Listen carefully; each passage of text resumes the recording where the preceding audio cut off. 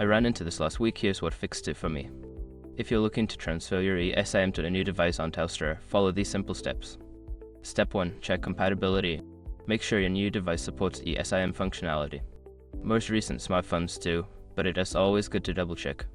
Step 2. Back up your current ESIM. Before starting the transfer, back up your current ESIM settings. This can usually be done in your device's settings under mobile plans. Step 3. Access Telstra app. Open the Telstra app on your current device. If you don't have it installed, download it from your app store. Step 4. Initiate the ESIM transfer.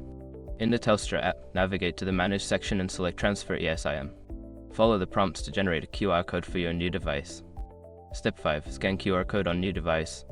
On your new device, go to the mobile plan settings and select Add Mobile Plan. Use the camera to scan the QR code generated in the Telstra app.